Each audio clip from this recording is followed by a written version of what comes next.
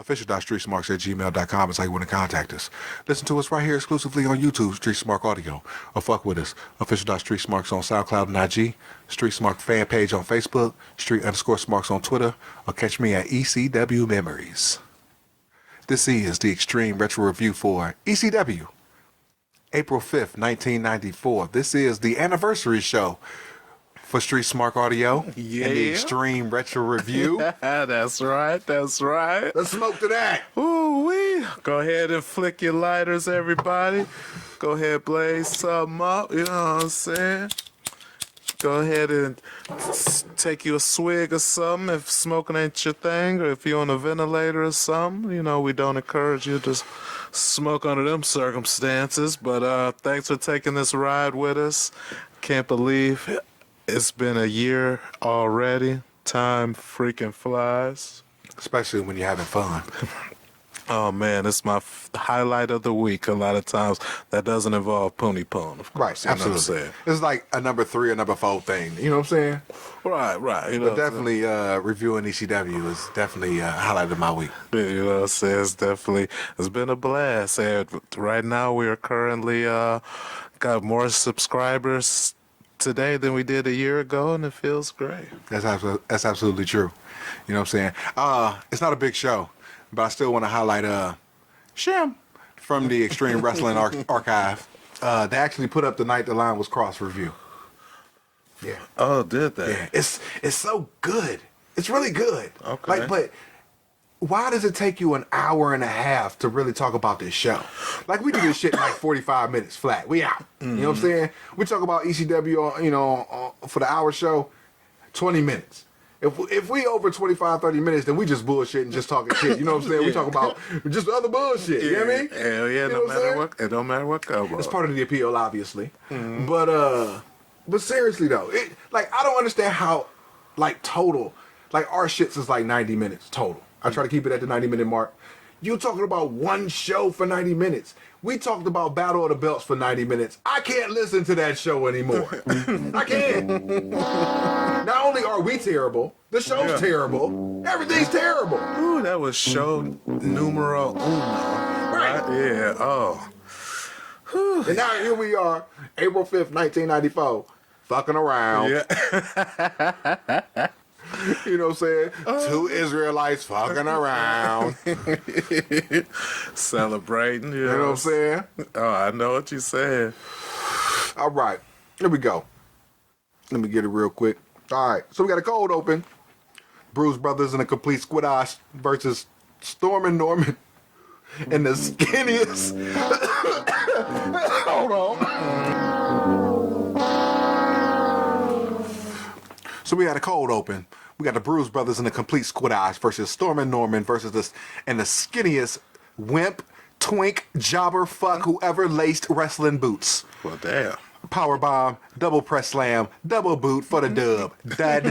They keep beating the geeks all the way to the back, and we go into the theme.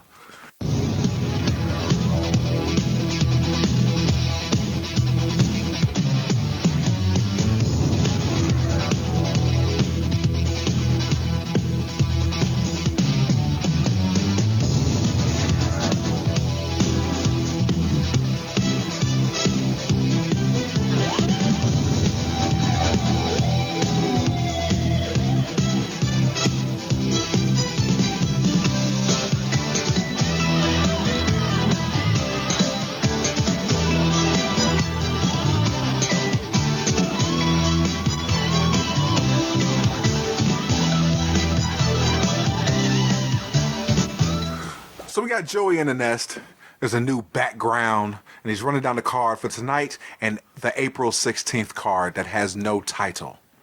So nothing like Ultimate Jeopardy or Funk's Revenge. Oh my God!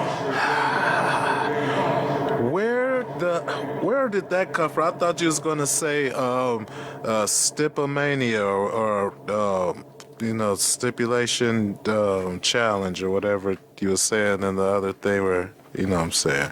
But why did you have to pull Funk's Revenge out your ass? Is because he's no longer the ECW champion, and so that's the only way you can make him relevant is by bringing up probably the worst Supercard of the year that ECW has had so far? So we have a match. It's a 6-man tag. The Rockin' Rebel, Pitbull, and Tony the Hitman Stetson. They have Jason in their corner. And it's versus Tazmaniac, Kevin Sullivan with Woman, and Crash the Terminator. Don't forget that Rockin' Rebel is the Ayatollah of Rockin' Roller, the original. The match starts easy. Devils turns the match into an outside brawl for a second, and then it settles back down into a 6-man tag. Jason tries to mac on Woman. Nancy ain't having it. Heat on Crash. Hitman looks like a bellhop. Come back and it breaks down again. Moonsault for the dub on Hitman. 1 star. It was okay. The moonsault is amazing when it's done right. Your thoughts? Yeah, it was a blase match. I was mainly interested to see if Jason was gonna get that pony poon from Woman and shit, but I think she was playing hard to get. She was, you know what I'm saying, she wasn't gonna give it up right there in front of Kevin Sullivan. But if I think she somehow told that nigga to hit her pager or something, and Jason might have did what it did back then. You know what I'm saying? Rest in peace, Nancy. Is Jason still with us, or is... Jason is still with us. Okay, cool. Glad to hear that. Thanks for being with us, Jason. Make sure you like, subscribe, and share with your friends. Jason Knight currently on the Extreme Project, so hit that up. Everybody hitting up the Extreme Project, hitting up the New Jack and the Two Cold Scorpio stories. Oh, yeah? Yeah. That's what's getting our big views and shit. Don't nobody want to hit up the Jason Knight story, though, or the JT Smith story, or the Hot Stuff Eddie Gilbert story. Oh, well, you missing out on the Hot Stuff Eddie Gilbert story, because Hot Stuff Eddie Gilbert was a great man. He was very inspirational, and he was the leader and founder of Hot Stuff International, which I am also a member of, and so is Shane Douglas. You're a new ECW champion. We have an April 16th bumper. Moving on. We have a recap of JT Smith's title win with a promo, and it ends with a JT Smith package. Moving on. We have a Paulie promo about JT Smith. He buries his promo ability. Oh, yeah. He compares it to Rocky V. And then on April 16th, 911 fights and Sabu returns. Next week, we find out who Sabu opponents is. It's money-ish, but moving on. We got Joey recapping Sandman's heel turn, and it leads into a clip match of Hack versus Goof Cairo at Stiffomania. Tommy Cairo actually won that match, but after the match, Hack electric chair drops Cairo on the ropes. Oh, that was he awesome. decks Finnegan, and he gives a DDT to the Goof. Peaches runs in and helps Cairo. Hack wants Cairo to pay his bill. Peaches gets hot. Sandman goes to chair Peaches. Cairo German suplex him. Hack gets the upper hand, and then he powders. Oh, I love how every time after Peaches would stop Sandman from whooping his ass and shit, Cairo would try to get a little something going, and then Sandman would go back to whooping his ass again and shit, like Cairo was a kid or something. You can just whoop your ass when I want to. Stop touching this bitch. You know what I'm saying? I'm going to tend to my bitch, and then we'll go back to whooping your ass. Right. Like, look, and if you want to touch my bitch, pay your bill. You know what I'm saying? I mean, I feel Sandman on this shit. Cairo's a goof that's over here, you know what I'm saying, putting his paws on his woman. Yeah, shit. And not paying for it. Ain't no copping no free feels, boy. Right. Pay your fucking bill. And all he wants is like $20. I mean, you know what I'm saying? If that's all he's asking for, I would rather just pay the $20 and get rid of the headache and shit. I wouldn't want Peaches. Oh hell. I would want him to have another woman to fuck. Oh yeah, don't get misconstrued. That's to make him and Peaches go away and shit. Just leave me alone. Sandman cuts a heel promo on Cairo, explaining why he turned. And he cuts another promo on Sal Balomo. They both want Peaches, and their envy has betrayed his trust. So both are going to pay up. It's going to be $20 or the hard way. Pay your bills, Cairo. Oh shit. Moving on. Oh man, $20 must have been a big deal in 1994. Sandman really wants it, and they really ain't trying to pay it. We got Wild Man Sal versus Sandman. Hack matches are in black and white. Sal's in color. Sal is expressing that they're friends. He's like, oh, a Sandman. We're friends. Let me make you a pizza. Oh shit, I want one too, Sal. I'll be your friend. Sloppy DDT. Hack's ripping up the stuffed animals. Oh, that was hilarious. LOL. Another DDT to some cheers. Sal is full of stuffing. Cheap shot by Hack for the dub. LOL. Hack to the back. Your thoughts? Oh, I thought that match was awesome. Right? And then I felt bad for Sal though, cause like right before he first realized that Sandman ripped up his toys and shit, he looked all heartbroken and shit. And then Sandman just clobbered his ass and shit. He was out. I was like, dang, poor guy. But yeah, I loved it though. I felt bad for him and loved it at the same time. So I guess, you know, I don't know what do you call that, where you could enjoy someone getting not just his ass whooped, but it looked like his feelings got hurt.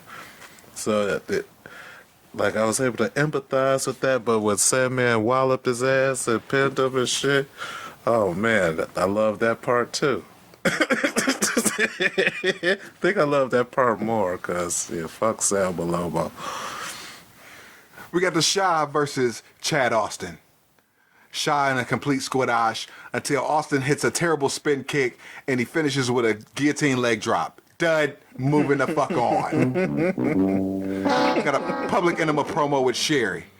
They want Sherry to manage them, but Sherry belongs to Shane Douglas. Johnny has Shane's belt. Sherry chases after them. And on April 16th, it's the Public Enema versus the Bruise Brothers. Moving on. There were boring chants during the segment. We have a Matty in the House spot. April 16th. Next week's card, a Shane and Hawk package is set to Iron Man. Moving on. We have a Jason promo. Terry Funk and Hughes on April 16th. Moving on. Go, Mr. Hughes. We have Shane Douglas, the ECW heavyweight champion, with a sensational Sherry in this on this corner, versus Paul Diamond. The ref explains the rules. Sherry slides in and whacks Diamond. LOL. Shane jaw-jacking the Hawk. Tanaka slides in to Captain Save-A-Ho. Sherry unfolds the chair, sits in the corner. Shane still talking. Sensei fires up and gets Shane up for the Tiger Bomb. Sherry chairs him and sits back down again, pulling down, showing some skin. LOL part 2. Shane talks over both Bad Company. Hawk comes out. He no-sells the chair. Hawk cuts a promo to end the show. Overall, thumbs fucking down. Your thoughts? My thoughts. Oh yes. It was a lackluster show with enjoyable moments, and particularly the Sandman stuff. I really enjoyed, and then of course the it's frickin'. So when Sherry hit Pat with the chair and shit, right? Whenever she hit that nigga, I can't remember the exact spot and shit, but I know she hit him like she was tapping this nigga with a feather and shit, and this nigga looked like he got shot with a 50 cal and shit, the way he sold that shit. And then I thought that when Hawk sold the chair shot from Shane, I'm like, well, we got one from going from overselling to no selling, which I thought was kind of comical. But yeah, other than that, yeah, it was a weak ass show. That shit made me giggle and think a little bit here and there, but the rest of it, fuck it.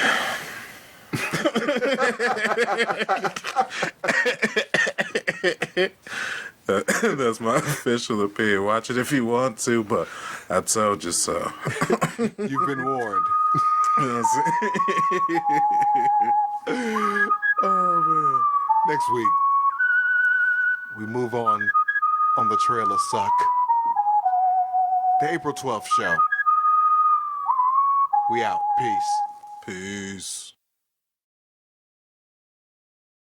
Official.streetsmarks@gmail.com is how you want to contact us. Listen to us right here exclusively on YouTube, Street Smart Audio. Or fuck with us. Official.streetsmarks on SoundCloud and IG. Street Smart fan page on Facebook. Street_Smarks on Twitter. ECW Memories, which I am the administrator of. This is the Extreme Retro Review for ECW, April 12th, 1994. Wood, what are your thoughts of this show?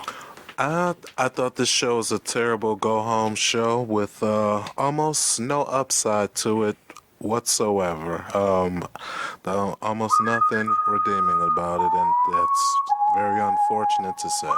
So as we continue the trailer suck, we have a cold open finish of last week's show. We have Shane and Diamond, Hawk run in his wacky promo, and we off into the theme.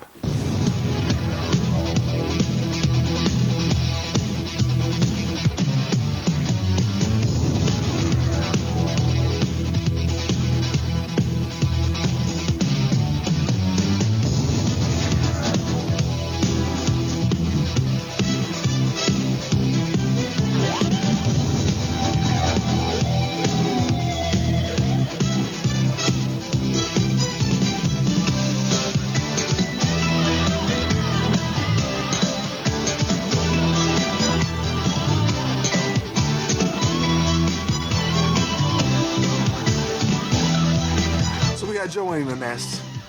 He's recapping Shane and Hawk for the April 16th show that has no name and we have no care for. Shane and Jason struck a deal to get Mr. Hughes under the guise of Shane Douglas, the ECW heavyweight champion. Sully is with Shane and Sherry, and Jason walks in. He buries Sully's suit and offers Hughes to Shane. And if you need any services of Jason, they don't come cheap. But they do come. Sherry tries not to laugh throughout the whole segment. Yeah.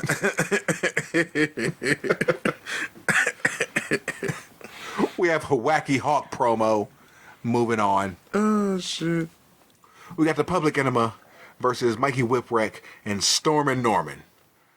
Maddie comes in to tell the stipulations for the April 16th show that we have no name for and we have no care for. Public Enemy and the Bruise Brothers are in a lumberjack match. Yeah. And it is billed a human cage match. Yes. Who in the marketing department said that this was a great idea to name a match that is essentially that anyone that has watched wrestling longer than 2 days will recognize a lumberjack match when they see one? I can see if the motherfucking people were, you know what I'm saying, strung together and made an actual human cage, like human centipede style. You know what I'm saying? So where a motherfucker just, you know what I'm saying, eat the shit and shit the shit, shit the shit. Well, it wouldn't be like human centipede too, where a motherfucker get fucking ass in the end. Nigga be like, oh, having a Tazgasm and shit. Oh man, yeah. But no, it's a damn lumberjack match. Big whoop. BFD. Oh, man. You sound very disappointed. I mean, I'm just saying. It's ECW. Why would you call a motherfucking lumberjack match a human cage match? I questions that need answers. I'm expecting motherfuckers to be holding hands and conjoined by the feet and mouths and ass and shit. Or like Fused together like a whole bunch of Mortys and shit. You watch Rick and Morty? I've seen a couple clips on YouTube. Haven't really watched it hardcore. Boo this man and insert Price is Right. So first of all, why is Rick and Morty so good that I'm getting booed and sound affected for not being a regular Rick and Morty watcher? What's so special about the show? One, because everybody else is watching it. Oh. And two, apparently if you watch Rick and Morty, you're a genius. Because you can only get Rick and Morty jokes if you're a genius. It's like the new litmus test. Like, you know how last decade, if you watched The Big Bang Theory, you were smart. It's like the show for smart people. Like Frasier. Frasier was a show for smart people. Or Dennis Miller was a show for smart people. You know what I'm saying? Holy moly. Rick and Morty is now a cartoon for smart people. I can't see them without thinking of Back to the Future. To me, that's what it's based off of. I say the first thing I always think of is Doc and Marty. Duh. And the flux capacitor. Yeah. And Biff. And he hates manure. You know what I'm saying? And Marty's mom has a thing for Marty. In 1955, of course. But anyway. Back to the match, just complete squidash. Tag Mikey to a pop. Mikey still not getting any offense in yet. Stuff happens. Drive by for the dub. 1 star. The Enema talks shit in the camera. Back to Joey and Matty. Joey puts over Matt for the scoop. And he's going to call him Scoop. Wow. Right. I thought Scoop, you remember Scoop back in the day? His one-off appearance? You don't remember Willie Scoop Watts? Vaguely, but super vaguely. Get ready. Oh, he's making a return and shit. He's coming back. Get ready. Oh shit. Matty does the "I'm not sorry" bit. Slammed to a Public Enema Bruise Brothers package. Moving on. We have "What a Man" by Salt and Pepper and In Vogue, and cut in with Jason stuff. So that's Jason's theme music. So it's a Jason package mixed in with the actual video of "What a Man" by Salt and Pepper and In Vogue. Okay. Do you remember that song? Oh, yes, I definitely remember that song. They were sexy as fuck, yeah? Oh, I loved In Vogue. I love Salt and Pepper and In Vogue. Who was the best looking In Vogue chick? Shoot. I don't know, I can't even picture their faces right now, to be honest. Either Dawn, Is that the light-skinned one? Terry, With the big titties? Cindy, or Maxine's top of first place. Which one did went with the firm? Dawn. That's who I like. Chinky eyes. Oh yeah. She was sexy. That's my boo. Yeah, that was the one I first had a crush on when I was like 10.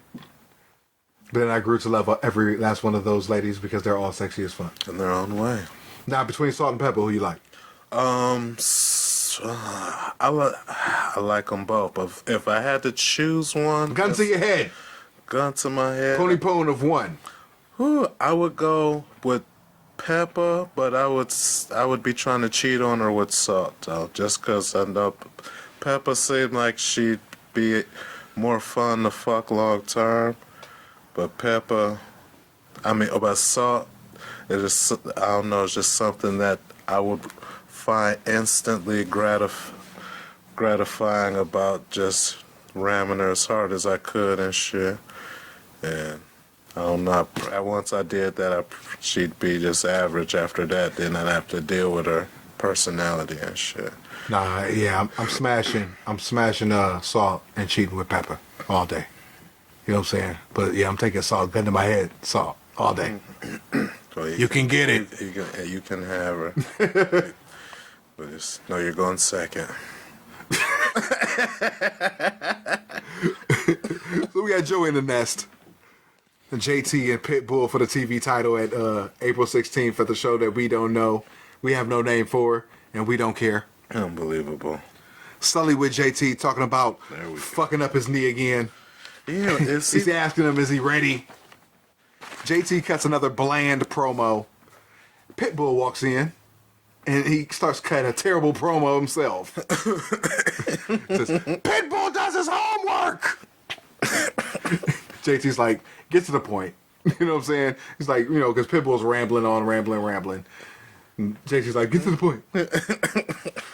Pitbull turns up for like another 90 seconds. And I'm like, oh my God, shut the fuck up, Pitbull. So Pitbull keeps rambling, and he respects JT, but he's going for the knee. You know what I'm saying? JT's like, I respect that. You know what I'm saying? But let the better man win.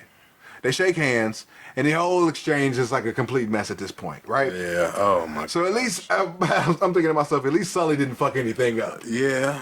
You know what I'm saying? So moving on. So Pitbull keeps talking, and then he decks him, and he starts yelling, Saturday night! Saturday night! Saturday night! And I'm like, oh my God, Pitbull is completely fucking insane. Oh, man. So Joey curses Pitbull for what he did to JT Smith. If Joey could bet money, he'd bet on JT. Moving on. So we got Jimmy Superfly Snooker with Honey Q Robbins III versus Surfer Ray Odyssey. What? Complete LOL. Kmart suit chant. Couple of hope spots, but it's an extended squash. Actually, Snooker sold a lot for Surfer Ray Odyssey. I bet you he brought in some drugs. Surfer gets a plancha on HQR3. It's cut off. Deep slingshot suplex. Superfly splash for the dub. 1 star. Your thoughts? So does ECW have a quota on surfer gimmicks that they like an affirmative action for surfer gimmicks and shit? Because once Sandman is here, then it's like, we need somebody, and here comes Surfer Ray Odyssey. Is that what that's about? Put a tab in that. We'll come back to that later. Okay. So we got a Goof Cairo promo talking about Sandman. He details the feud. It's long. It's boring. It's detailing April 16th for a show that we have no name for. Right. And we have no care for. Moving on. Thanks, ECW. It's not for everyone. So we have the Putz Tommy Dreamer versus Sandman. Jump starts to heat. Putz gets thrown around. Comeback. Dreamweaver finish. And we got a ref bump. Sal runs down and strips the ref of his shirt for the win. Negative infinity. Sal throws animals in the crowd and he gets smacked by Sandman. That was awesome. Dud. So we got the weekly Paulie money promo. He's talking about April 16th. He's talking about Crash versus 911. He's talking about Sabu, and he's proclaiming him the Lord of the hardcore wrestling fans. Lord of the hardcores. Oh, man, that's a very boastful statement. So in the main event, we got Shane and the Roughneck, Mr. Hughes, with the Sensational Sherry versus Chad Austin and somebody. Blaze. Blaze? I think that's what it said on the screen. Complete squidash. Ref stops the match. Whipwreck, Storm and Norman, somebody. Putz and Cairo get choke slam. Hawkins no sells a belt shot. Sidewalk slam. Beat down by the heels. Shane's not good with the heel horseman beat down. I didn't like what Shane was doing during that. And overall, it cruises into an awful fucking show. You know what? The only thing that made me smile was Hawk stopped no-selling after he got sidewalk slammed. After that, yeah, that's probably the first real enjoyable moment of the show for me. And as awesome as the sidewalk slam is, it shouldn't have to carry a whole entire show. So that's sad, especially your go-home show. So disappointing. And as we continue on the trail of suck, it's like those fucking WWF house show tapings that they used to tape back in the day. They'd be taping like it's like a 3-hour show, and it's just match after match after match after match. It's like Blood Feast, right? Mm-hmm. Yeah. So we going on.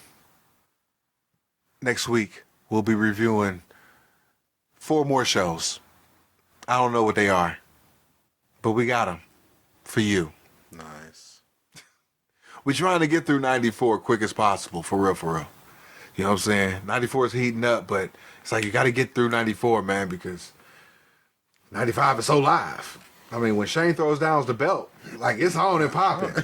And you see the Sandman, you know what I'm saying, turning heel.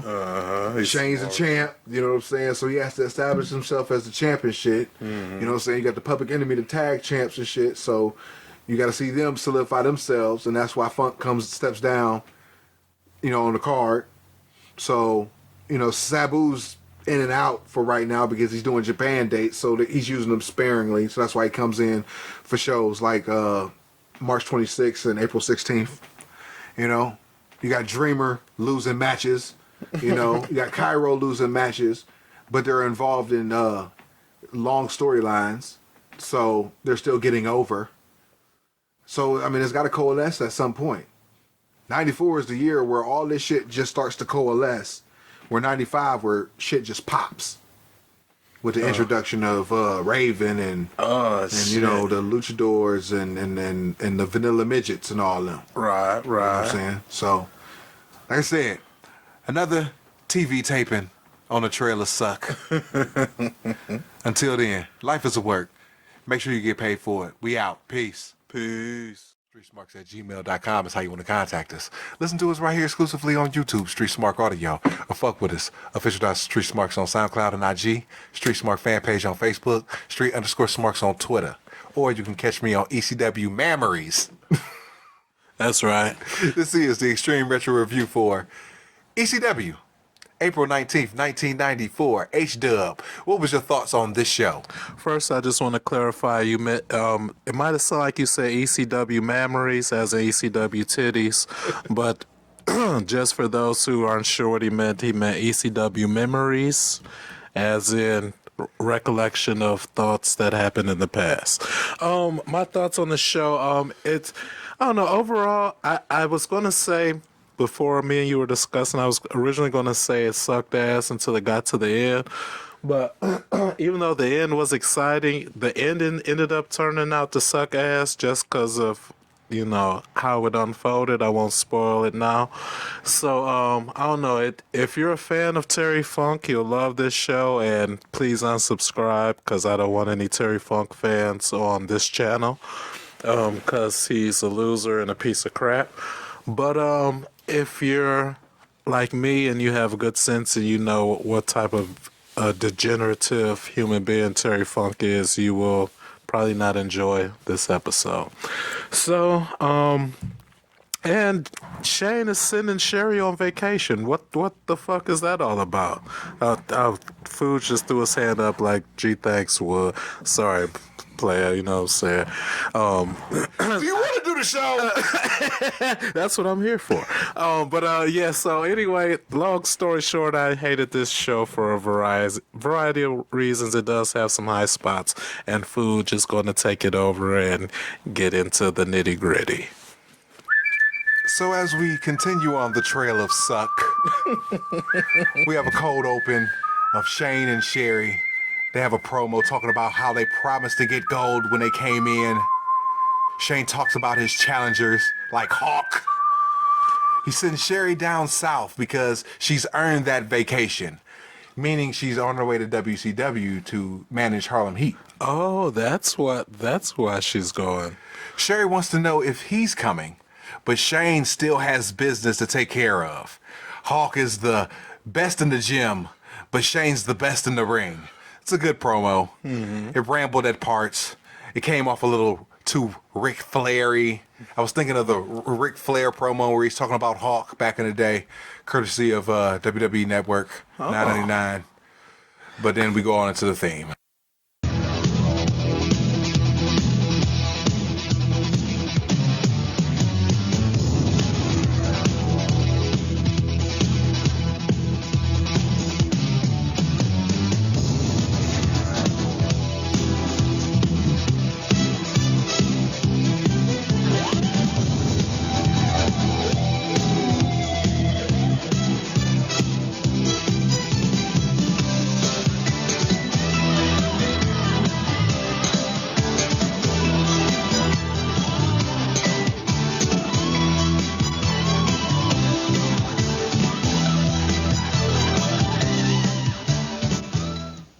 So we got Joey in the nest. He's claiming that Shane's overconfidence could have him lose the title. Shane and Sherry package detailing his path on the way to the title. Moving on. So we have Kevin Sullivan and Tazmaniac in a match versus RJ Powers and Jimmy Superfly Snooker. So, sorry. RJ Powers, my brother, but what a goof. RJ is a midget bodybuilder. He flexes for the crowd. Taz throws him out 1,000 times. Sullivan does some outside work with a cane from the crowd. Tag the devil. They do some stuff. Tags the Taz. Like every time like RJ does some shit, he like do a move, like some sloppy ass move. Yeah. Oh. And then he flexes. Yes. And turns his back on Taz, looks dead at the crowd, hits some long ass pose. Like, oh yeah. Oh, he came for a bodybuilding event and some thug tried to attack him, and now it's back to the bodybuilding event. That's what it seemed like. And then every time he flexes for the crowd every time he does a move. But when he takes a move, he takes it bad. Everything about RJ Powers is bad. This is awful. All right, so Taz he like tries to do the tree of woe, but fucking RJ Powers slips off. So that's storyline. It's not RJ's a goof. It's just bad because Kevin Sullivan came in and was like, "Hey, you're doing my shit. Yeah, what are you doing, motherfucker? Yeah, you know what I'm saying? I gotta do my tree of woe." And then the motherfucker tried to do the stomp, and he missed the fucking stomp completely. Yeah, I'm like, what? I thought RJ flexed from the floor. You know what I'm saying? Like, all right. It's fucking awful. Anyway. So it's hammer time outside. Taz with a chair, Devil with a chair 3 times. Oh, they murdered that dude. Taz with a belly to Bailey on the Powers through a table. I said, will Snooker even get into the match or they just gonna beat this goof up? It didn't even look like he gave a fuck about RJ Powers. Snooker and Devil, they start doing some stuff. Devil with a hammer to both guys. Snooker selling is goofy. The comeback gets cut off. Hot tags all around. Powers is upset to be in the ring with Taz. I said, Powers can't do anything. No. He's a small black warlord. Yeah. Snooker and Devil do outside stuff while Taz throws Powers around inside. Shit breaks down. HQR3 gets stripped. Nancy's in the ring kicking him. Replay shows the fucking finish. It's awful. Negative infinity. Oh, and there was also a part where when Sullivan went to pile drive RJ Powers. I couldn't tell if he was trying to pile drive him or do a power bomb, but either way, on his head. Yeah, it looked like he almost broke his neck. The dude sucks. Yeah. So I'm like, dang, what's happening? Because it looked like he grabbed Sullivan's legs like he was about to get pile drive, and then Sullivan just dumped him on his head. And he just gave him a Kawada Tiger Driver. He said, fuck RJ Powers, he sucks. Like, damn. But I'm like, thankfully he's not crippled, so I was glad to see that. I don't give a shit. So when I initially wrote this match up, you know what I'm saying, it was like 3 a.m, baby sleep, and then the washer's all fucked up and it's like going and shit. So I had to turn the sound down, you know what I'm saying, to make sure that the washer machine sound and the wrestling sound doesn't wake the baby up, right? Mm-hmm. With the match with no sound, it made the match more awful. Because I didn't even have Joey, you know what I'm saying, calling the match, you know what I'm saying, trying to make it seem like it's something. Yeah, he was trying to sell us on him being Hunter Q Robin's newest protege and all this other stuff. But still, even at the whole time, I was thinking, like, why is this even a match? Why would Snooker team with this dude? Why is RJ Powers here right now? That's all I could think about. Moving on. Good idea. So we got Paulie. He's explaining the finish with Joey. Joey's shilling ECW video, and they bicker back and forth. Paulie cuts a Sabu promo explaining the tape delay. But if you get if you show up at the ECW arena, you can see it live. They have a back and forth explaining his hiatus. Paul sidesteps and he speaks on Jason, the sexiest man on earth, and then rambles about the Dangerous Alliance. They do a Lorena Bobbitt joke, and he speaks on 911, and he rambles some more. I didn't like it. Moving on. We have a Jason, the sexiest man on earth. Package is set to Want a Man. Tape for the show. They love that song, don't they? We come back to Pitbull winning the TV title from JT Smith. Oh boy, and it was at this point that I got annoyed. They show a Public Enemy doing a beat down before the they show Public Enemy beating up JT Smith.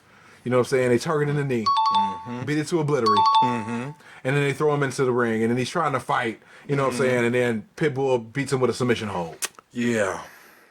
All right. Well, JT passed out, to be fair, from the pain, because he's such a tough Rocky Balboa type character from Philadelphia. So we have a Matty eating out here. Sorry. So we have a Matty in the house spot. He's with the Public Enemy backstage. It's a terrible first half of the promo. They just bebopping around. Of course it is. It's three of the most annoying people in ECW on camera at the same time. You have Matty in the house! Ugh, throw up in my mouth just freaking saying it. Then you have Johnny Grunge, and then you have Flyboy Rocco Rock. So yeah, it's gonna suck dick, and that's what it did. Like I said, it's a terrible first half of the promo. They detail who they beat on the way to getting the belt. So they beat, Devil and Tazmaniac for the belts. And they show a package for that. Then they show them beating up Bad Company in the body count match. Then they show them beating up the Bruise Brothers at the night the line was crossed. Then they asked Matty for an investment and they stole his wallet. That was funny. I said, Johnny carried this promo. They do the Hey Champ bit. This whole thing is awful. They cut the Slam Bionics. Moving on. Oh, I'm so glad you agreed that was awful. We come back with the living legend, Terry Funk. Oh, boy. From Matty in the house and Public Enemy to Terry Funk. It's like... it's like they were purposely trying to test me to see if I would tap out from doing my job and being the paragon of professionalism, just knowing how nauseated I would be going from Matty in the house to Johnny Grunge to Flyboy Rocco Rock to you might be the scourge of the IWC, but Terry Funk, without a doubt, has to be the scourge of professional wrestling, and it took everything that I had to plow through this show once I seen his gruesome face terrify me. Well, it was just me, because I watched the reviews by myself. But if anybody else would have been in the room, it would have been me and everybody else in the room with me. So Terry Funk's in the ring. He's waiting for Mr. Hughes. During a break, the Bruise Brothers beat up Mr. Hughes. Paulie and Todd are in the ring with Terry Funk. Paul says Hughes can't continue. Funk says he came to Philadelphia to wrestle. And he came to Philadelphia to wrestle for Todd. Where's Eddie Gilbert when we need him? How about I wrestle you, Paulie? Of course, he want to wrestle somebody he know he can whoop on, a freaking manager half his size. So Paulie backs off, and then he kneels. He does the whole chicken shit stick. Paul says he knows he's not a challenge for Terry Funk. He knows Terry Funk can beat him. Yeah, duh. But he does have a wrestler he can fight. How about Sabu? Oh, go get him, Sabu. Come on, somebody. Crowd pops. Funk looks to the crowd. He asks for the crowd. Funk gets decked by the phone. Yeah. Good job, Paul. Paul cuts a promo. Funk revives, and he puts a plastic bag on Paulie. See, that's some bullshit. That is attempted murder on a man half his size. Where are the Philadelphia police when you need them? Oh, apparently they're not doing their job like they usually don't do. Sabu comes in for the run-in, and he starts to beat up Funk. Oh, thank God for Sabu. So main event, we got Sabu versus Funk. They do some outside stuff. Sabu has a masked handler. Chair shots inside. Clothesline back out. Shane beat Hawk via DQ, Joey says. Back inside, Funk takes over with some wacky headbutts. What time? I knew it. I was gonna get pissed off, and then when they had that little side note announcement in the middle of fucking funk, I got even more pissed off. But I'm glad you added that in because that was a source of frustration for me. So inside, outside, they're doing stuff. It's basically a brawl all over the arena and surrounding area. Funk's in control. Sabu cheats. I ask you, hot stuff. Who is the heel? Terry Funk is the heel. I think it's pretty obvious. He is the most despicable man in wrestling, and he's the obvious bad guy. He uses a ring announcer, an innocent, defenseless ring announcer who just came there to the arena, probably making $2 a show, to say the names of the wrestlers and how much they weigh.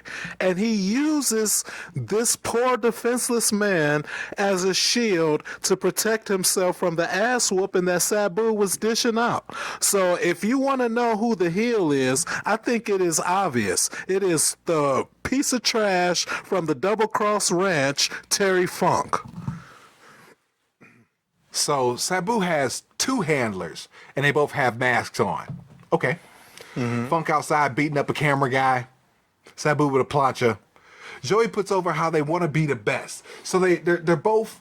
It's not really a storyline, more so that it is that they are trying to be the number one guy in the promotion. Currently, the number one guy in the promotion is Shane Douglas. That's right, the ECW man. Heavyweight champion. That's right. The guy who was blessed by the leader and founder of Hot Stuff International, the king of Philadelphia Hot Stuff, Eddie Gilbert, Shane Douglas. So Funk tries to match Sabu's aerialness. Funk brings Bob Ortiz into the ring. What an idiot. There's an air Sabu in the corner. Funk puts Sabu up top. It's a crummy prowl driver from the top onto an unfolded chair. Okay. Yeah. Sabu's back up. Back outside, Funk on a table. Sabu misses going through a table. Oh, man. Is that where he broke his ass? I don't know. Paulie yells, "Time out, time out." Funk tries to put the broken table in the ring. He gets ring crew to help. DDT onto the broken table. Funk starts beating himself with the table piece. Because he's a moron. Moron's gonna moron.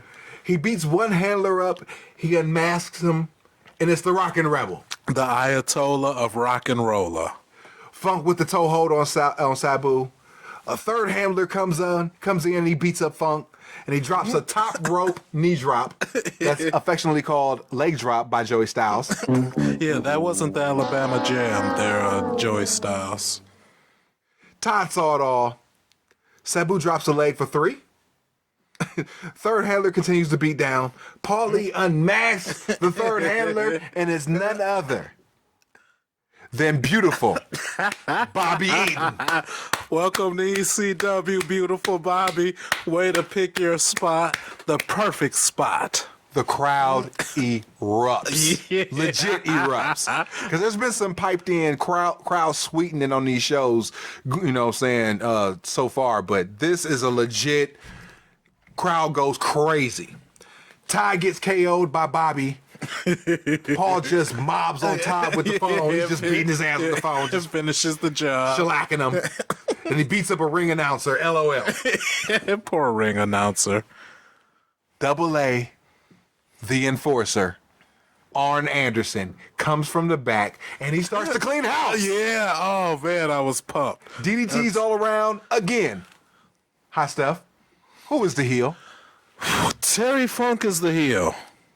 I mean, I get the crowd is going ape shit. Bobby Eaton's in there. Fucking Double A's fucking DDT and everybody all around and shit. Mm-hmm. And he's taking his shirt off and he's showing his little average carpentry size gut. His dad bod. Yeah, but I'm saying, who's the heel? Oh, man. When in doubt, Terry Funk is the heel. Without a doubt. The show goes off the air. Overall, I say the main event saved an awful show. But that main event was so fucking hot. It fucking eclipses everything. RJ Powers,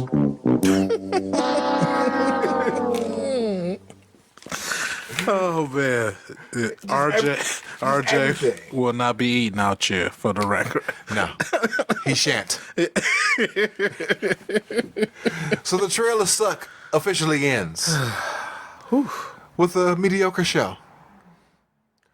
Next week, we're going to come back and review the April 26th show, 1994. We out. Peace. Peace.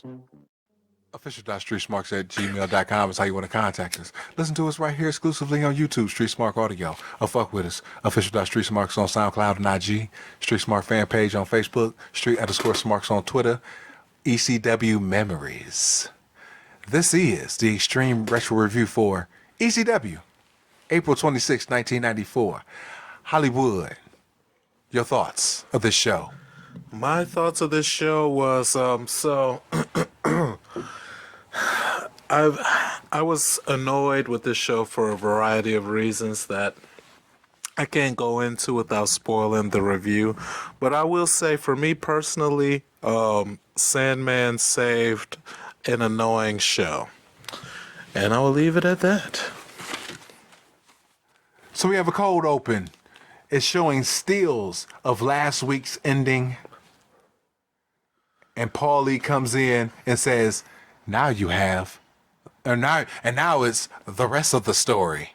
And then they go into the theme. Annoyance number 1.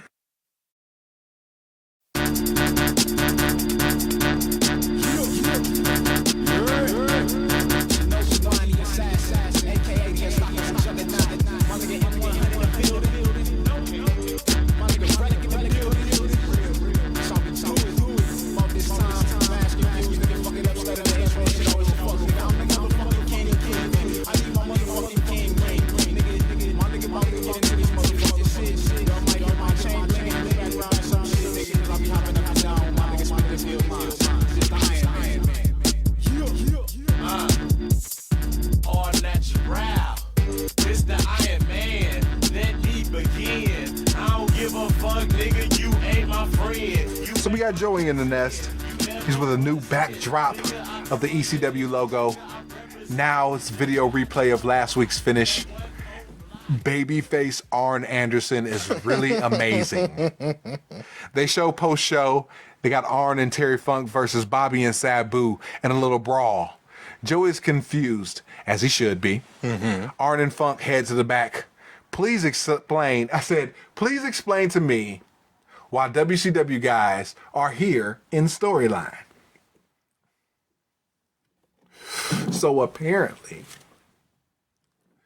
when Paul E. Heyman left WCW, he was terminated under unfair circumstances. Okay. So he sued WCW. Oh, a little backstory action. Okay. So as part of the settlement, he got a lot of cash. And he also got to talent trade. Oh, nice. So that's why fucking Arn Anderson and Bobby Eaton are here. And there's going to be a lot of WCW guys peppered or sprinkled through 1994 as we go forward. Oh, WCW was dumb enough to wrongfully terminate a Jew, huh? Way to go, Ted. Or Bischoff, whoever was running the ship at the time. 1994, it was Bischoff. Better go easy. But at the time, though, I don't think he was in charge when he got terminated. Because he got terminated in like 90, I would say 92, 93. Okay. So Bischoff may have been on his way in, but it could have been heard. Oh, well, that really wouldn't surprise me. Okay. So they bring Bobby back out to beat him up some more. Now Arn and Funk are having a shoving match. Funk gets into the ring. Arn steps through and they talk it out. They shake hands and leave once again. All that brings it to is when worlds collide. May 14th, 1994. Joey keeps saying that Bobby and Arn do not work for ECW. Like, he kept stressing that, like, hey, these guys do not work for Eastern Championship Wrestling. You know what I'm saying? So I'm thinking that's part of the agreement of the settlement. Like, You know what I'm saying? Just so y'all don't get it twisted. These guys are not contracted employees. So we got Joey in the nest, leading into a Jason and Pitbull promo. Pitbull is now the TV champ after he beat JT Smith. For 8 years, Jason, the sexiest man on earth, tried to be a wrestler, but he was a jobber. Poor guy. Now 6 months as a manager, he has the Pitbull, and the Pitbull is the TV champion. He goes to Pitbull. Pitbull cuts a maniacal promo. Pitbull don't care if you hate him. To hate him is to love him. The people likes what he does, but they don't like JT Smith. He gave JT Pitbull surgery. No pain zone. Joey throws him a question about getting the Public Enemy's help. Jason in the background scoffs. Pitbull goes insane. He says, "Yeah, I'm the champ." He says, JT Smith, he was a Philadelphia superstar, a Rocky Balboa type. I completely lost my shit. I am tuned into the Pitbull. Oh, shit. Joey then says his next challenger is Taz. Jason deadpans as Pitbull is sure of himself as Jason looks unsure because he's already had dealings with Taz. You know what I'm saying? He's called him Monkey Boy. Yeah. You know what I'm saying? Jason bit off his motherfucking face and shit. Shit like that. Yeah, that's soon to come. Oh, shit. I thought it already happened. Spoiler alert.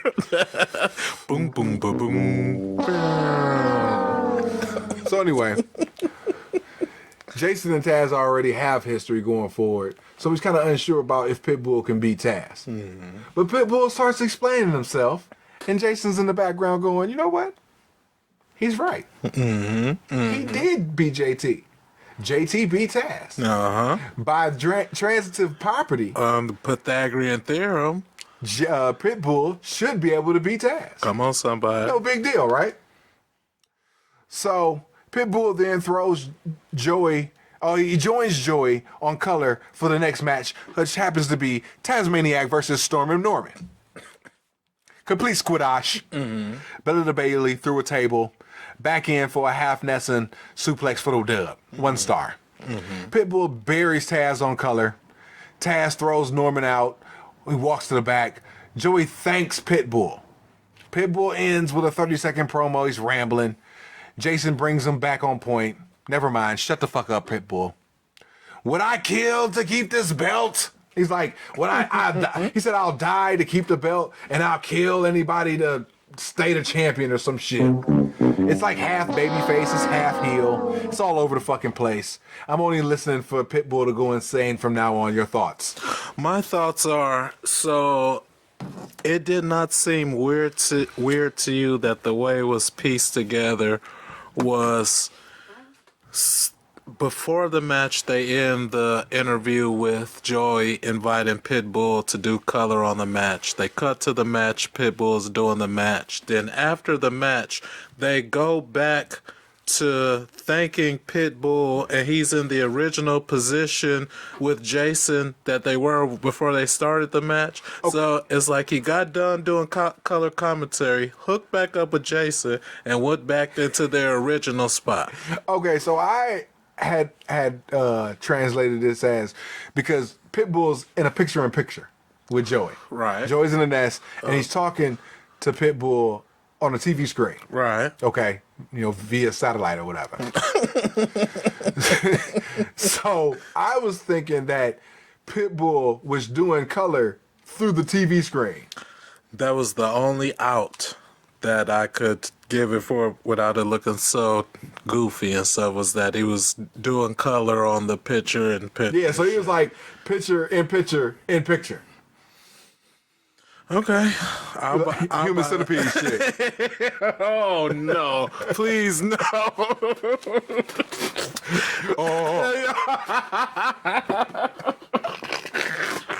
No, no. Oh. No, not on a human centipede.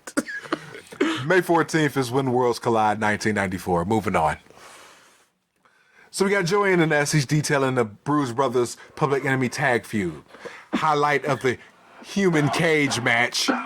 April 16th in the match that had no name and we have no care for. Hughes' interference leading to the Public Enemy win. Moving on. Come on, somebody. We got Bad Company versus the Bruise Brothers in a babyface versus babyface match. Yeah. Because the Bruise Brothers are apparently baby faces. Right. They just beat up all the geeks to and from the ring, and they're still baby faces. With SS tattoos. Right. Okay. So we do the respect handshake to start. Yeah. I'm so over both teams at this point. Like, what the fuck? Diamond and a Bruise brother do some stuff. Mm-hmm. Joey tries to sell that the Bruise brothers can wrestle. LOL. Yeah, they're doing wrist locks and shit, and apparently I'm supposed to be impressed and enthralled. I said at least Diamond looks smaller by comparison. Tanaka's in, he gets shoved down. There's a small Sensei sucks chant. Good crowd. There was no respect for the sensei, either from the Bruise Brothers or the crowd. He's a bum. He looks like a... What did I say some shows ago? He looks like the guy who sells underage kids liquor behind the Arab store. Oh, Paul Diamond in there, they exchange and catch can holds and shit, shaking hands and shit. Soon as Tanaka come in, he gets shoved out and shit. Sensei sucks. Like, damn. At least you said Pat Tanaka, not Toru Tanaka. Hey, one Tanaka, it's all Tanakas. One Tanaka, two Tanaka, three Tatakas. You know what I'm saying? Oh, do you know that? Did you know it's frowned upon to do this? You can't do that no more.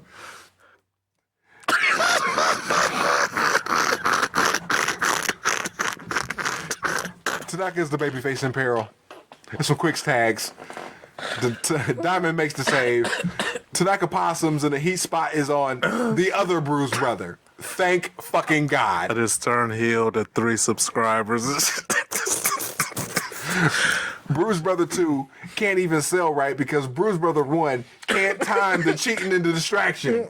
They might be the worst tag team of all time. These two fucking lunkheads. That's all they are, is some lunkheads. Well, with so much promise, though. They have a built-in push that's because they're twin giants. I mean, it's easy peasy to not fuck that up.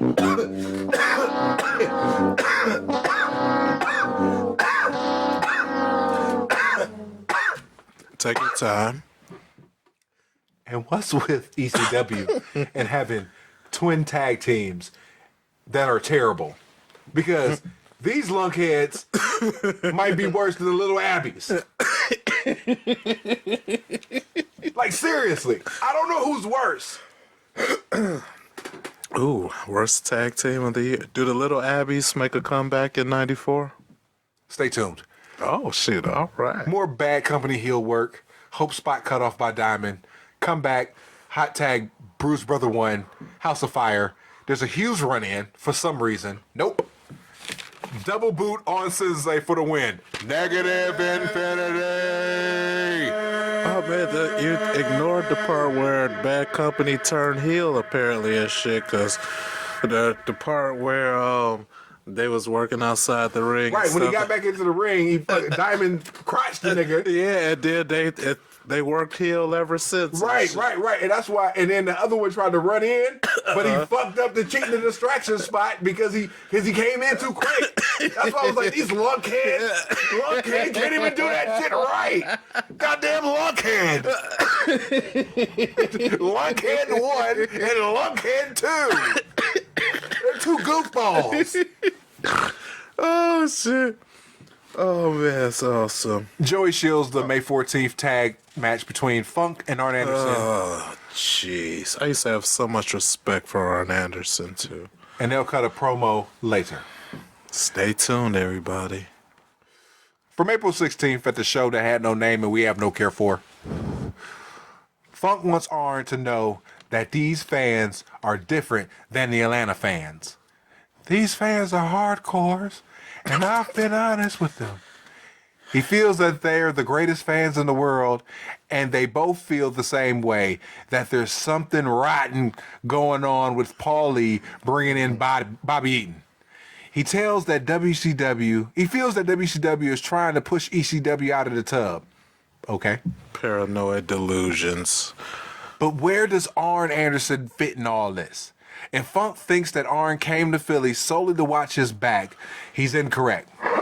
He's got word from a rat that Paul was fucking, probably running his mouth, saying that he was bringing Bobby Eaton in. He was just watching Eaton, and it just so happened that he helped Terry Funk. But he's glad to have helped. Oh, see, he almost had me back until he said he was glad to. Why, Arn? Why are you glad to have helped this freaking sociopath? This freaking... I feel like a freaking tape recorder when I call him a sexual deviant.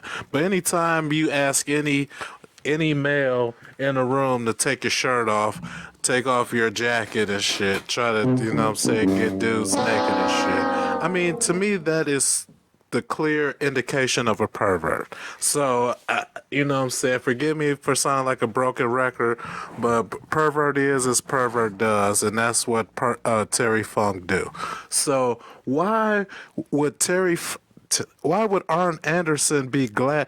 Arn Anderson was a former member of the Four Horsemen, a very prestigious and elite group of wrestlers who dominated wrestling at the apex of their reign.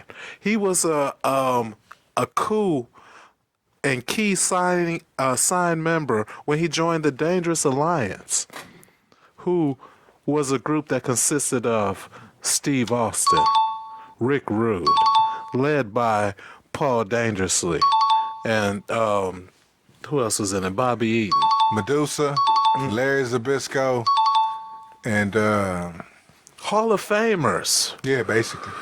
You know what I'm saying? And to stoop so low, to dumpster dive, if you will, in the equivalent of professional wrestling, to dumpster dive by aligning himself with Terry Funk. Oh man, is he doing powder with Hawk and shit? Or can we not talk about that? Is that off the record? So Terry Funk mentions Tully Blanchard was a horseman, and Arn is too. Mm-hmm. Can he be trusted? Arn heard that the ECW wrestlers were great, and if you're here by yourself, it must be true. It's no more Few Good Men, I suppose, so no more Funk and the Rotten Brothers. Well, that's good. He said, people are like erasers. We make mistakes, we're human, and if you watch my back for Eaton, I'll watch your back for Sabu.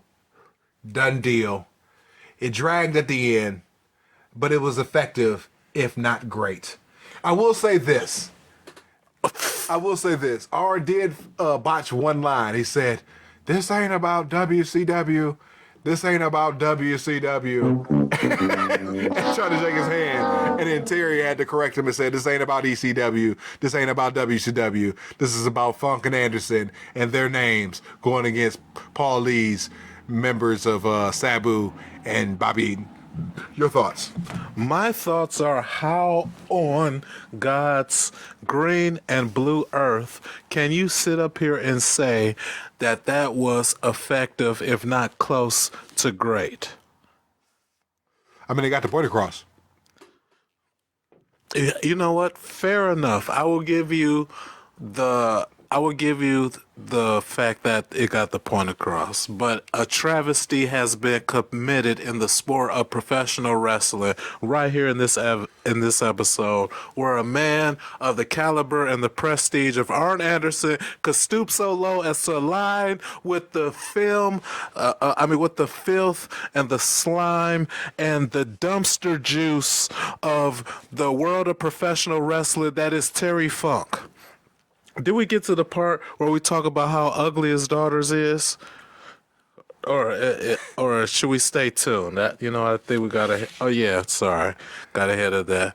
But hey, I'm gonna save my joke for then, because So we have Paulie with Bobby Eaton, full response promo from April 16th. Show with no name, we no care. Paul speaks like Funk to run him down. Every time you go into another run to see if you still got it, there's always someone like Sabu to show him up and stop his run. Now you want to blame Bobby Eaton for your troubles. Bobby's sitting there, he's standing with his towel. He's not speaking. Didn't say a word. Because Bobby didn't cut no promo. You know what I'm saying? But Bobby was effective here, not talking. Bobby's sitting there just nodding his head. Crying in his towel. I'd be annoyed though, standing there while Paulie was sucking Sabu's dick and shit, and I'm just sitting there, just not saying nothing. It's like, yeah, Sabu's the best things in sliced bread and this, that, and the other. Oh, and yeah, Bobby Eaton's here, and yeah, Sabu. Oh man, yeah, I jack off to Sabu throwing himself through a table and all that other stuff. And yeah, Bobby Eaton. And yeah, Sabu, he's the best ever. ECW, here we and yeah, he just sitting there clenching it, rubbing his hands and shit like Birdman. I mean, because he's a ringer, you know what I'm saying? He always blames his brother, all his problems on Dory and his father. He then turns his attention to Arn. He alludes to the Four Horsemen, but never mentions the original Dangerous Alliance. He rambles on. It's good, but just a tad bit too long. He says, "You were in a tag team with Bobby Eaton," and Bobby mutters, "I carried him." He said, "Yeah, you did carry him." It's still money. It's a hard sell for May 14th when Worlds Collide. It's for the main event tag match. Paulie spits on the ground. Bobby waits, then spits on the ground too. LOL. I like how Paul weaves reality shoot comments into kayfabe. Your thoughts on the promo? Oh man, I don't know. It was Paulie doing this thing and shit. I was waiting for Bobby to say something, and so I was like, "Oh, you never heard of loquacious Bobby Eaton?" No. That was one of his monikers during his Midnight Express run. Oh, because he never said anything. Right. That's funny because one of the managers at my job tried. So everybody always talk about how happy I am at work and how what I'm saying, they never see me mad and shit. So one of the managers thought it would be clever. It's like, his nickname should be Grouchy. Because, like big guys are named Tiny. And then nobody, not one person sold that shit. Like, not even me. Because like, I sell shit that tickles me, and I sell shit that's terrible because it tickles me at how terrible it is, so people think I laugh at anything. As you should. But but like it was so freaking terrible. I just like, I made the confused face, and everybody looked at each other and shit, and then talked about some other shit. And then I felt bad for him. I'm like, damn. Fuck him. Moving on. Yeah. From April 16th, no show, no care. We have Iron Man Tommy Cairo with Peaches beating Sandman in a match. Sal was a special referee. Due to the stipulation, the loser, Sandman, got whipped by Peaches with a belt. Goof picks up Hack with Sal's help and gives Hack 11 of the worst worked lashes I have ever seen. Sal raises Peaches and the Goof's hand as music plays. Hack gets to his feet, throws powder in Sal's face. Yeah, there we go, Sandman. Elevated DDT on the Goof. He grabs Peaches. Cairo come back with a spin wheel kick. Hack powders, and the faces leave the ring. Now, as they're walking up the aisle, out of nowhere, Yeah. woman comes out of nowhere, grabs Peaches by the hair, drags her ass back into the ring. Come here, bitch. Yeah. Peaches, because the thing was, Peaches was up there. She was all, basking in the glory. Yeah. I whipped Sandman's ass. You know what I'm saying? Literally, yeah. After the cucks, Cairo and Balomo walk up Goofs to the walk back. ahead, Yeah, you know what I'm saying? The motherfucking bitch, she staying back, she lolly dicking around and shit. Woman came out the cut. You know what I'm saying? Snatch her up by her hair, like, come here, bitch. Bitch, come here. Woman got a sheer pantsuit on, looking mighty fine with her poofy hair. Hack gets into the ring, grabs Peaches, and then pulls up her skirt. Yeah. It was pixelated on the Tape Trader show. As well on the WWE Network. I'm just saying, offline Hollywood was sitting here saying like, hey, Fooge. Boo. Hey, Fooge. I wanted to know if it was, unpixelated on the Tape Trader show. Yeah, I was trying to see what Peach's ass looked like. And I said, you reminded I me. said, what you want to see? You want to see her dick? And then I gave a resounding Daniel Bryan, no. Oh, man. So whoever pixelated the whole thing, thank you very much. Good job. Appreciate it. Woman gets 2 lashes on her ironing board ass before the Goof hits the ring for the save. The crowd cheers everything the Sandman and Woman does. Yeah. They saved the show for me anyway. That shit was awesome. Oh, yes, it was. Joy at the nest with the Sandman. Hack has a wooden cane. Due to the actions of Sandman and Woman, despite protests from special interest groups and the NWA board, Yeah. on May 14th at When Worlds Collide, it's going to be a mixed tag match. Oh, shit. It's going to be Sandman and Woman versus Goof and Peaches in a match with international significance. It's going to be a Singapore caning match. Oh, shit. Now, do you understand the genesis of where the Singapore cane came from? I do not understand the genesis of where the Singapore cane came from. Well, in 1994, 1993, there was this guy. His name was Michael Vey or whatever. Okay. And he went to Singapore. And he spray painted on the cars. Oh, shit.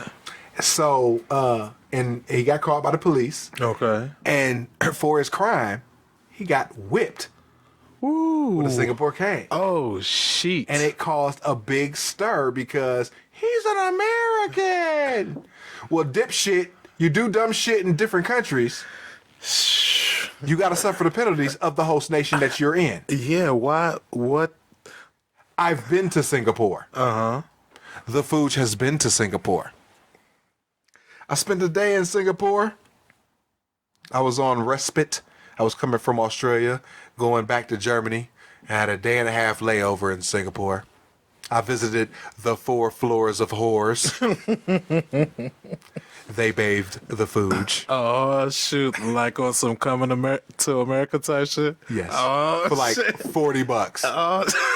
Oh, nice. That's money well spent, shit. 3 bitches. Oh, did they take care of the I royal? fought 1 bitch. Oh, Yeah, I fucked one bitch, but yeah, I got bathed by 3 bitches though. Yeah.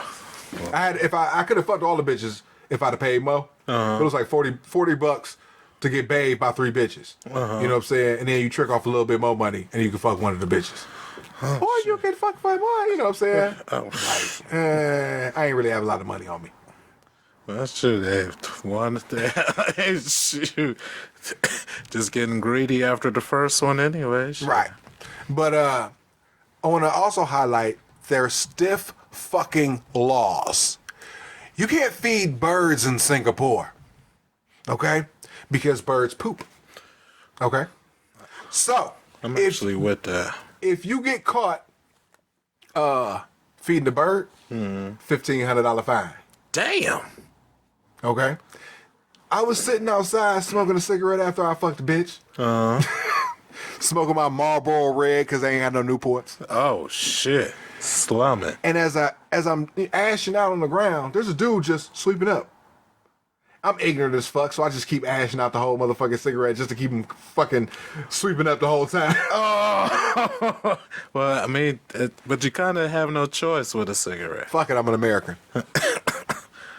No, but seriously though, yeah, so their laws are mad fucking stiff. So when the boy did his graffiti art on the motherfucking cars and shit, he got his ass whipped. So Paulie was like, well shit, let's take some topical shit and bring it to the motherfucking ring. So he used it in a storyline for a guy like the Sandman to get the Sandman further over. So now he's over. Oh shit. You know what I'm saying?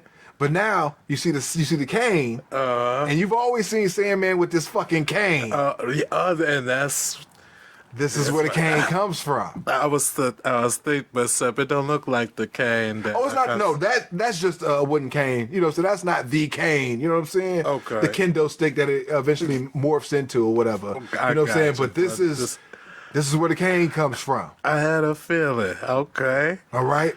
You know what I'm saying? And it's all because of the goof, Tommy Cairo, and his wife, Peaches. You know what I'm saying? Oh man! And apparently, oh shit! Did I get into? Oh yeah, no, they don't get into what it appears. It looks like Cairo's fucking Peaches and shit. But that's just Nah, pay your bills coming. I mean, if you want to keep going, I'll keep going. I don't give a shit. I'm with it. oh shit. But overall, Sandman fucking strikes the fucking TV screen and the screen goes to a static or whatever, and then it ends like that. It's cheesy as fuck. Very but it was cool. Yeah. It was cool for 94. Yeah. Overall, April 16th show, no name, no care. It sounded like a great show. In clip form, it was very entertaining. The very rare clip don't skip. Thumbs up. I think that's a little generous. I mean, I don't know. It's self-contained. If you don't know what's going to happen going into it, because they hinted at a lot of what happens in the previous show, then, you know what I'm saying, it ain't too bad. But the Sandman shit with woman and Peaches and shit, and the cuck Tommy Cairo, that shit was awesome. Actually, not a cut because he's not paying. You know what I'm saying? Like, he fucking the bitch, right? Oh yeah, he not paying yet. But I mean, yeah, but my thing is, Sammy whooping his ass because the nigga ain't paying. So he's just fucking his bitch. You know what I'm saying? Yeah, well, he paying. He paying with ass whoopings. I mean, he paying with ass whooping. Yeah. So. How was Sandman the heel? But we'll get into that shit next week. March 3rd, or shit, May 3rd, May 10th. And that's the go-home show for When Worlds Collide. Until then, life is a work. Make sure you get paid for it. We out. Peace. Peace.